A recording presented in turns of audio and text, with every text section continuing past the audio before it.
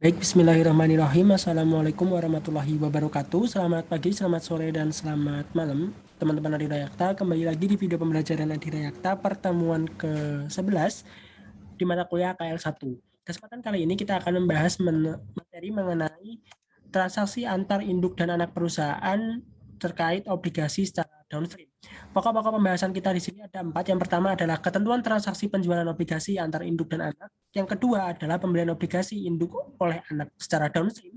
Yang ketiga, pembelian obligasi induk oleh anak secara downstream menggunakan metode cost. Dan yang keempat, menggunakan metode ekuitas. Kita langsung masuk ke poin pembahasan yang pertama, yaitu ketentuan transaksi penjualan obligasi antar induk dan anak. Oke, kita kembali merefresh beberapa poin di pertemuan sebelum-sebelumnya, yaitu bahwasanya antara perusahaan induk dan perusahaan anak di materi APL atau di entitas asosiasi ini dianggap sebagai satu perusahaan ketika kita berkaca pada sudut pandang ekonomi. Maka di akhir periode atau di akhir tahun harus dilakukan konsolidasi laporan keuangan, yang mana konsolidasi ini nanti akan menimbulkan beberapa jurnal, yaitu terkait jurnal eliminasi maupun jurnal penyesuaian. Jurnal eliminasi yang dibuat ini seperti terkait utang piutang atau akuntansi prokal antara induk dan anak, juga termasuk beban dan juga pendapatan bunga. Misalkan dalam penerbitan bonds ini, hutang dari P ke S yang berupa bonds payable ini dianggap sudah lunas atau retired atau dieliminasi atau disebut juga constructive retirement. Dan jurnal eliminasinya yaitu bonds payable, gain atau loss in constructive retirement of bonds, dan kreditnya investment in bonds. Ini secara simpelnya seperti ini. Cuma nanti kita akan mempelajari ada beberapa jurnal eliminasi terkait dengan bonds payable, yaitu jurnal eliminasi bonds, kemudian beban bunga dan pendapatan bunga, kemudian ada piutang bunga dan utang bunga, serta beberapa jurnal eliminasi yang lainnya. Oke, pokok pembahasan yang kedua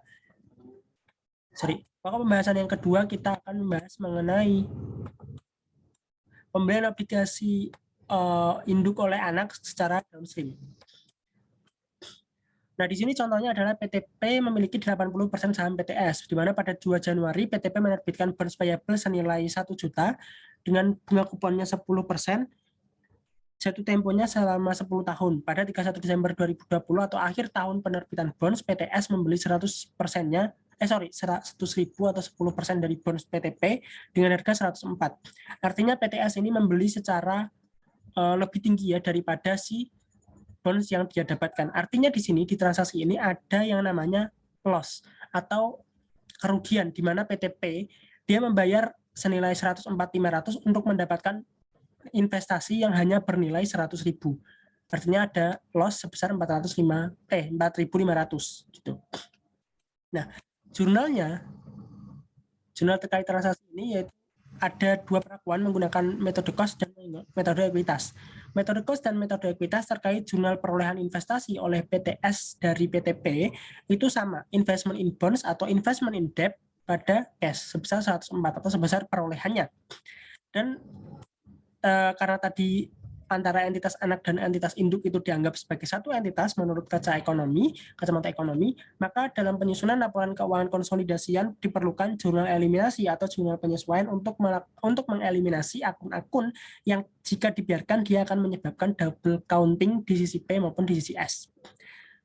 Jurnalnya karena dia ada loss 4.500 tadi adalah loss on constructive retirement of bonds payable 4.500, bonds payable-nya ini sebesar par value-nya.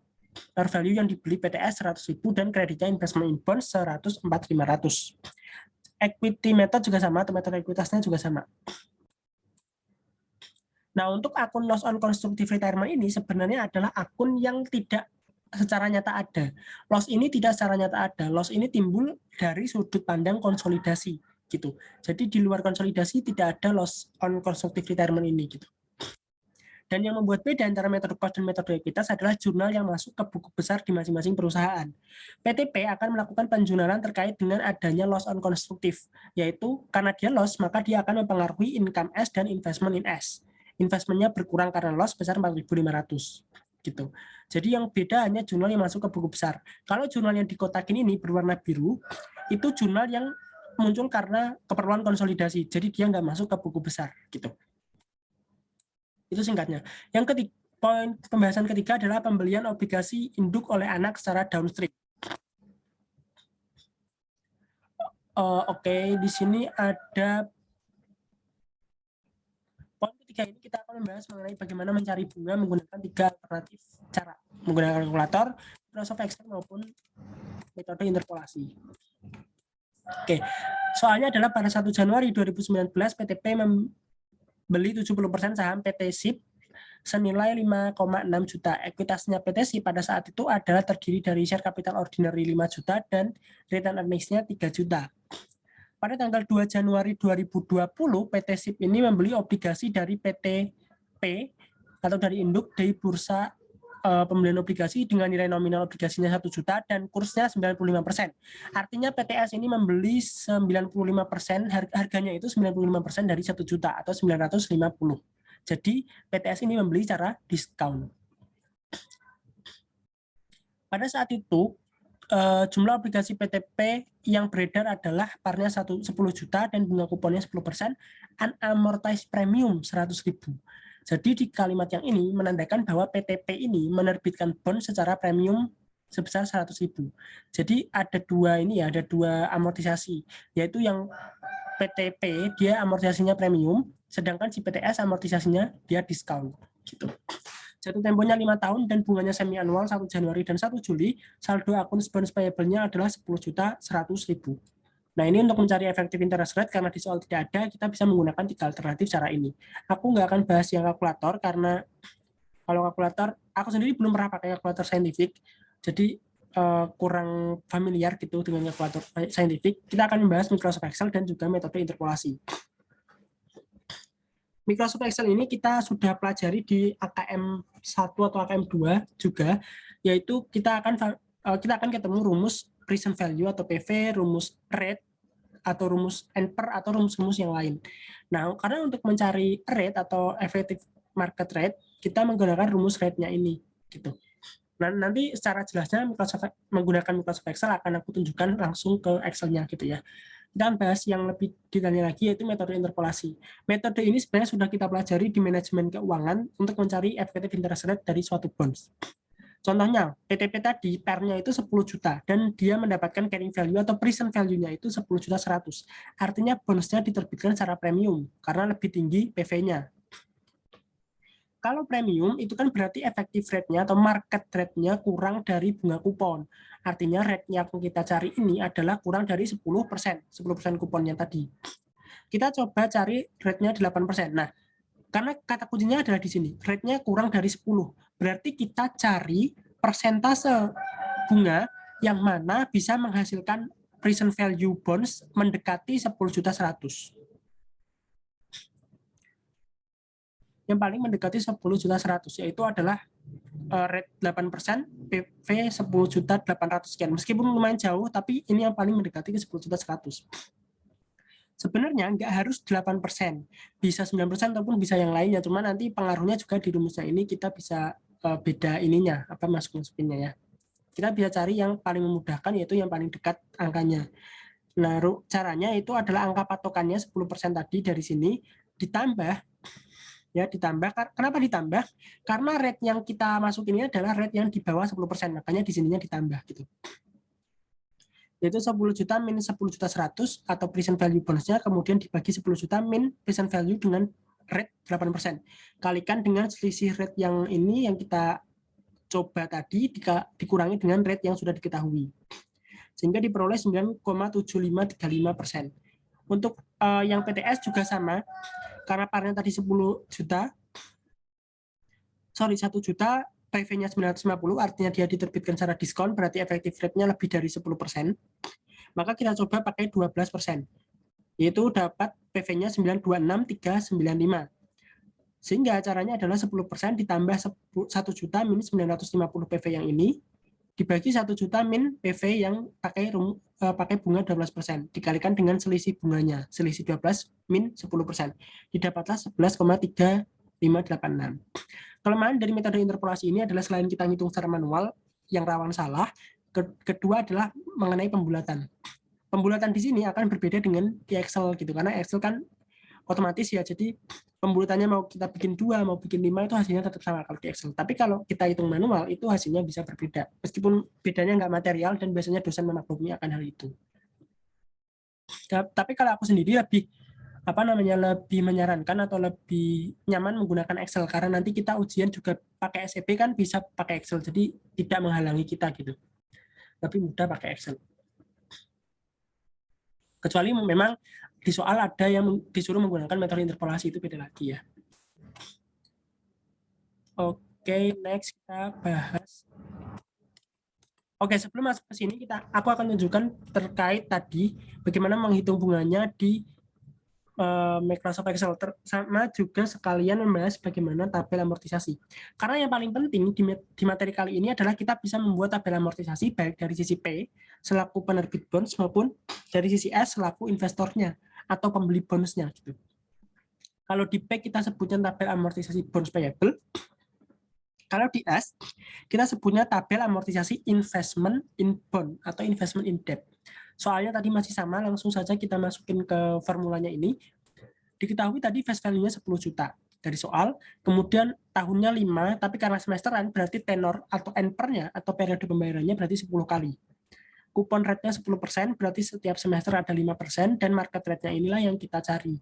Gitu. Oke, untuk bunganya atau bunga yang dibayarkan setiap semester atau payment-nya itu 500.000 didapat dari kupon rate semesteran dikalikan dengan face value. Dan present value bonds-nya ini sebenarnya sudah diketahui, yang ini sudah diketahui di soal, yaitu 10.100.000 ini atau 10 juta di sini par ditambah amortized premium, unamortized premium. Oke, langsung kita cari market rate-nya menggunakan rumus rate. Kemudian NPR-nya ini 10, payment-nya ini minus 500.000, present value-nya ini sebentar. Payment kenapa minus? Karena payment itu adalah yang kita bayarkan, maka kan keluar tuh kita mengurangi uang kita, makanya minus gitu. Untuk yang present value ini positif 10.100.000 karena nggak kita bayar, dan yang FV ini bukan fair value tapi face value. Beda ya. Jadi karena dia face value dan 10 juta ini adalah yang akan kita bayarkan di akhir masa jatuh temponya, maka di minus juga. Untuk tipenya ini 0, yaitu tipe yang dibayarkan di akhir tahun. Untuk tipenya sebenarnya ada 2, 0 dan 1. Nah, 1 itu untuk pembayaran di awal tahun, yang mana itu biasanya digunakan untuk transaksi-transaksi sewa atau transaksi yang lain. Seperti di materi leasing, itu kan ada yang di awal tahun, nah itu pakai tipe 1. Sehingga diperoleh bunga per semesternya itu 4,87, sehingga bunga market rate-nya per tahun 9,74. Nah, untuk mengecek apakah benar menggunakan rate 487 ini bonds-nya PV bonds-nya 10.100.000, kita bisa pakai rumus PV untuk mengecek present value dari pokok dan present value dari bunga. Ini. Tenornya rate-nya 4,87, tenornya 10, payment-nya ini 0 karena apa? Karena kita cari cuma present value dari pokok bonds. Artinya kita tidak cari present value bunga. Makanya payment-nya ini 0. Kita cuma mencari present value dari minus 10 juta ini gitu. Untuk yang present value bunga sama, cuman bedanya yang dienolkan itu adalah si FV. Kalau paymentnya, karena kita cari present value dari paymentnya itu, maka di sininya adalah 500.000. Kalau mau dicari langsung jadi satu, bisa pakai rumus PV, rate-nya 4,87, NPR-nya 10, paymentnya bisa langsung dimasukin minus 500.000, dan FV-nya minus 10 juta, tipenya 0. Akan sama present value. Jadi teman-teman bisa nyari present value itu bisa dipisah begini atau bisa langsung jadi satu. Aku bikin jadi satu karena biar sesuai, biar tahu asalnya itu dari mana aja gitu ya. Angka 10.100 ini. Oke, untuk date-nya ini adalah berasal dari tanggal tiap pembayaran bunga dari 1 Januari awal penerbitan, dan pertama kali bayar bunga kan 1 Juli 2020 sampai tahun terakhir bayar bunga 1 Januari 2025. Interest rate-nya ini adalah konstan setiap tahun sebesar bunga per semester atau sebesar kupon rate dikalikan dengan face value. Jadi konstan setiap tahunnya, setiap periodenya itu 500.000. Interest expense-nya ini adalah diperoleh dari carrying amount dikalikan dengan market rate tiap semester. Carrying amount-nya ini adalah carrying amount periode sebelumnya. Amortisasi ini berasal dari selisihnya. Nah, carrying amount itu berasal dari present value bonds ini. Carrying amount yang pertama ini berasal dari present value bonds. Untuk carrying amount berikutnya, di periode-periode berikutnya itu berbeda antara dia bonds-nya premium dan juga bonds-nya discount. Karena di sini premium, gini, fungsi amortisasi itu adalah untuk mengembalikan carrying amount bonds ke nilai par value-nya. carrying amount-nya 10.100.000, par value-nya cuma 10 juta. Artinya, fungsi amortisasi itu untuk mengembalikan 10.100.000 ke 10 juta. Berarti harus setiap periode harus dikurangi gitu. Harus dikurangi sampai terakhir, periode terakhir ini sebesar 10 juta gitu. Nah, ini untuk interest expense-nya ini adalah interest expense setiap tahunnya. Karena di sini periodenya kan semesteran, berarti aku kumpulin setiap tahun itu ada berapa beban bunga yang dibayarkan, didapat dari penjumlahan ini. Kenapa 2021? Karena kan di sini harusnya kan 1 Juli dan 31 Desember 2020. Cuman karena tabelnya di sini nggak ada Desember, maka pakai 1 Januari 2021. Tahun berikutnya juga seperti itu. Ya, oke. Excel-nya nanti akan aku share di Google Drive juga yang mungkin teman-teman bisa cek juga ya, atau mungkin bisa dipakai juga. Itu dari sisi P. Dari sisi S, tabel amortisasi investment in bonds-nya tadi sama, perhitungan market rate-nya juga sama, rumusnya sama. Face value-nya 10 juta, ini didapat dari yang kita beli tadi, nominalnya 10 juta, tenornya tadi 10, bunganya 5% sama, market rate-nya yang kita cari. Payment-nya ini 50.000, dapat dari 5% kali 1 juta.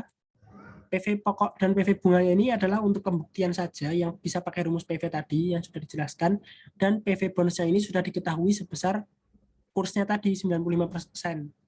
Ya, jadi kurs 95 itu artinya 95% dari nilai nominal 1 juta. Ini karena dia si S ini sebagai pembeli bonds, maka dia bukan interest pay tapi interest receive. Interest receive.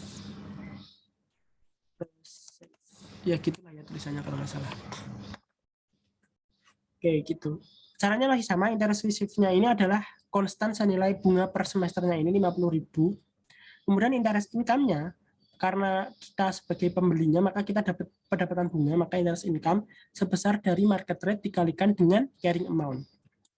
Amortisasinya masih sama, selisihnya ini ya. Kemudian carrying amount-nya ini dari present value tadi. Nah, ini kan si PTS ini dia diskon, maka perlakuannya beda sama carrying amount yang di sini. Carrying amount di sini, tadi kan amortisasi itu fungsinya adalah untuk mengembalikan carrying amount ke nilai face value atau nilai parnya atau nilai nominal. Maka 950.000 ini supaya bisa kembali ke 1 juta kan harus ditambah. Nah, penambahannya itu tiap periode berasal dari amortisasi ini. Itu berasal dari amortisasinya ini. Nah, ini interest income per tahun sama seperti yang ini tadi perhitungannya. Jadi gabungan dari 2 periode pembayaran. Nah, itu untuk penampakan Excel-nya.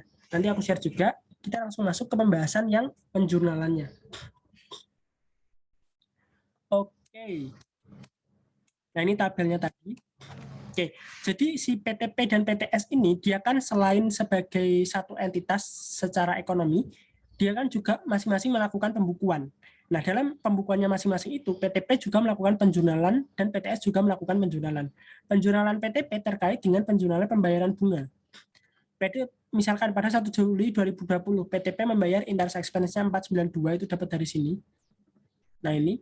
Kemudian bonus payable-nya tadi dapat dari sini, amortisasi. Sesuai tujuan amortisasi ya, dia untuk mengembalikan carrying amount ke par value, maka ketika carrying amount-nya tadi 10 juta 100, supaya balik ke 10 juta maka harus dikurangi. Nah, bonus itu saldo normalnya kredit kalau bertambah. Berarti kalau mengurangi, dia di debit. Kemudian kreditnya adalah cash 500.000, dapat dari cash paid ini. Oke, kemudian jurnal Desembernya sama, cuman kita ganti saja yang awalnya cash di kredit jadi interest payable karena pembayaran bunganya 1 Januari.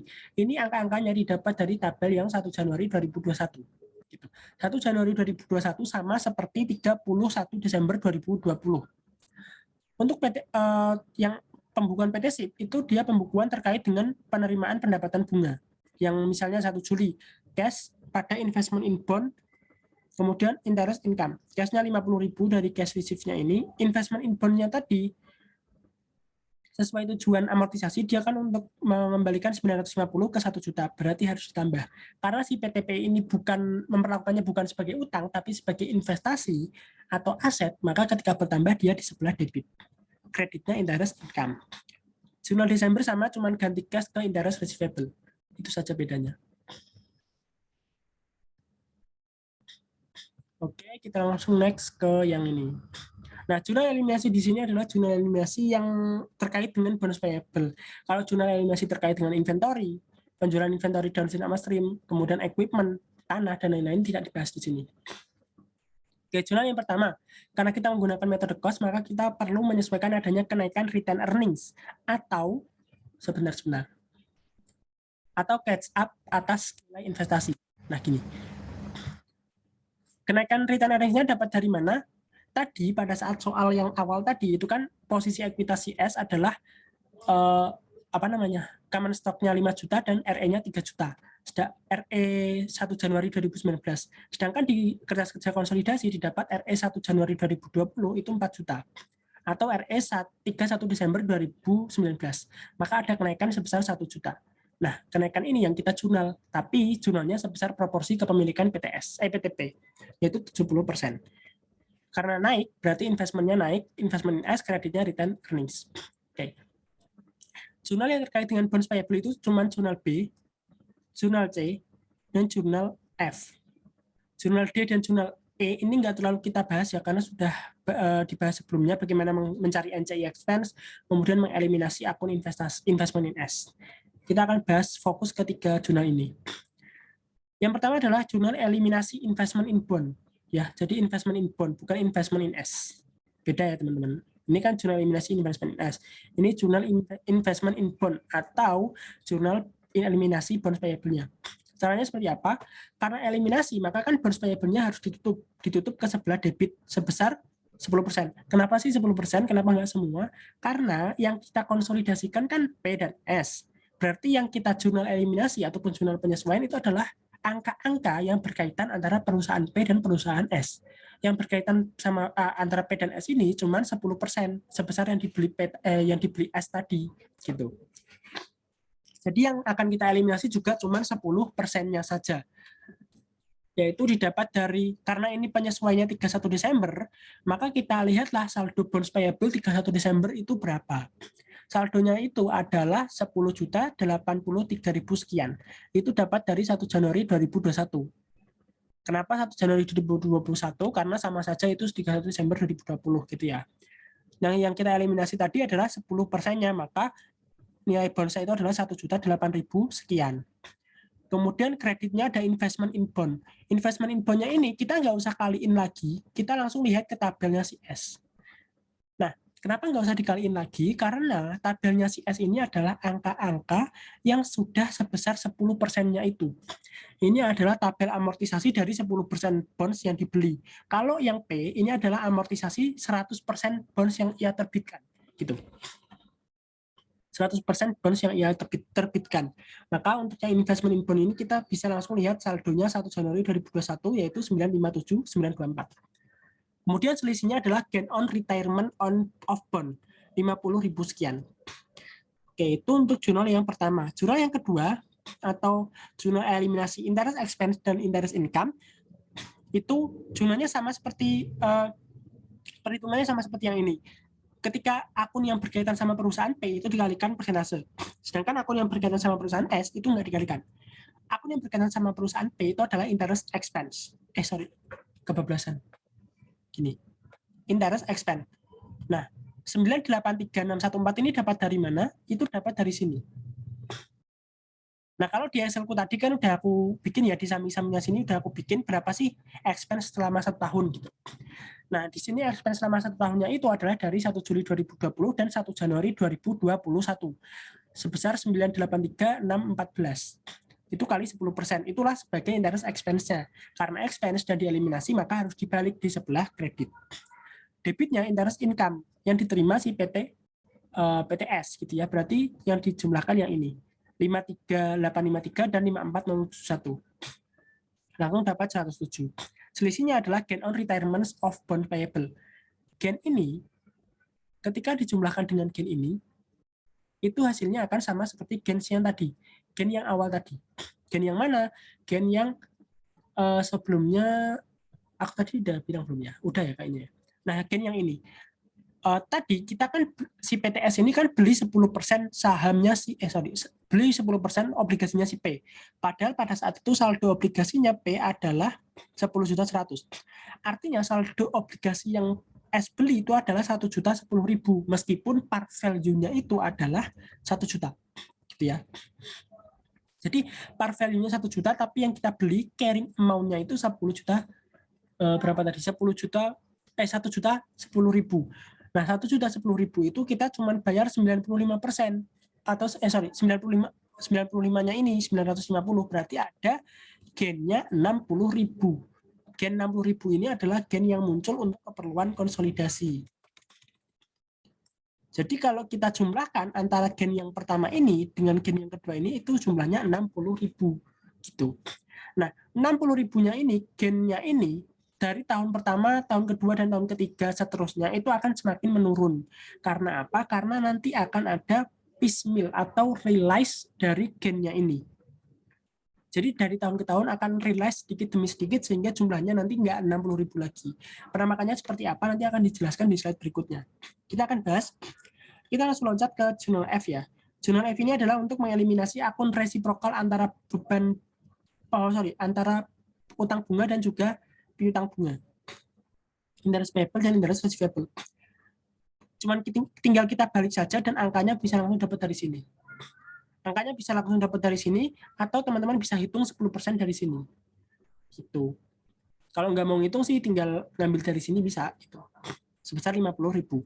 Nah, untuk jurnal eliminasi terkait akun gain on retirement poin B dan poin C untuk tahun kedua dan seterusnya sampai tahun terakhir itu nanti kita akan menggunakan akun retained earnings. Nggak lagi menggunakan akun constructive gain gitu ya.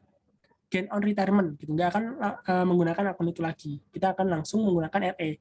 Makanya kalau di tahun pertama atau di tahun penerbitan obligasi yang muncul di kertas kerja itu adalah akun gain on retirement. Tapi nanti di tahun berikutnya yang muncul adalah RE. Itu kalau metode cost. Tapi kalau metode ekuitas dia menggunakan akun investment in bond gitu. Itu. Oke. Itu untuk metode cost di tahun pertama. Selanjutnya kita akan masuk ke metode cost di tahun selanjutnya dan nanti akan membahas juga metode ekuitas.